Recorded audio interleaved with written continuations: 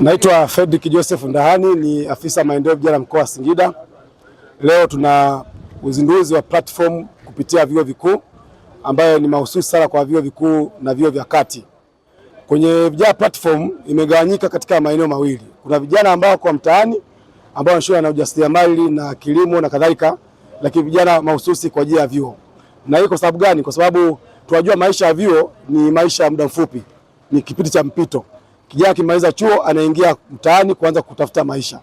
Kwa hiyo serikali kupitia ofisi ya Rais maendeleo ya vijana imekuja na hiyo platform ambayo inaitwa Campus Connect. Yenyewe ni mahususi kwa vijana kwa ajili ya kuwajengea ujasiriamali, kuwajengea masuala ya uzalendo, lakini kuona fursa mbalimbali ambazo zinapatikana zinatolewa na serikali. Ili akimaliza tu chuo basi aweze kuweza kujiajiri. Kwa hiyo hapa tuna vyuo zaidi ya 14 ambavyo vya mkoa wa Singida, na tulikuwa na idea ya uandishi wa andiko mradi.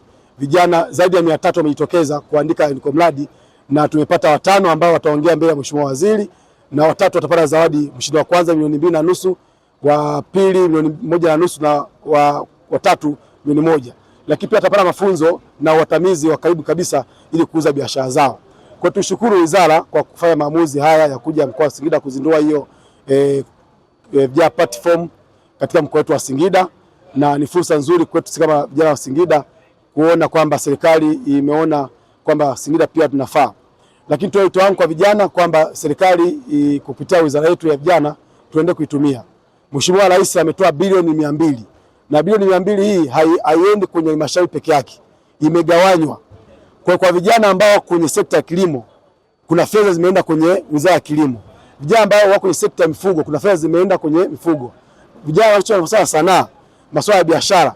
Kwa hiyo bilioni 200 haijaenda kwenye senta moja, imegawanywa kwenye maeneo, kwenye sekta zote. Kwa hiyo vijana tukichangia fursa. Wale wa madini kuna fedha pia zimepelekwa kwenye sekta ya madini. Kwa hiyo niende kuwasihi vijana wenzangu kuchangia hizo fursa za serikali.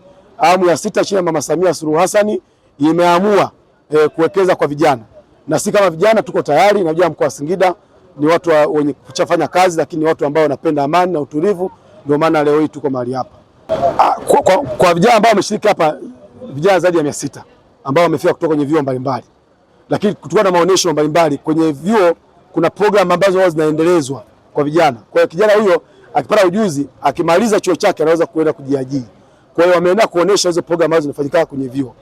Lakini kwa upande wa Singida, hizo bilioni 200 zinaenda wapi? Kama nilivyosema awali, hizo bilioni 200 hazigawanywi kwenye mikoa, zimeenda kwenye wizara za kisekta. Kwa hiyo kijana akiwa na labda na event na shughuli yake ya kilimo, kuna maafisa kilimo ambao wako hapa tayari wanaelewa fursa ya kilimo inaendaje kwa vijana. Kwa wale wa madini, kuna kamishna wa madini Singida ameshaelekezwa namna hizo fedha zinatokaje kwenye za vijana kupitia sekta ya madini. Kwa hiyo kila mkoa, kila wilaya, kila kata wanayo fursa kwa access hizo fedha za Mheshimiwa Waziri za bilioni 200.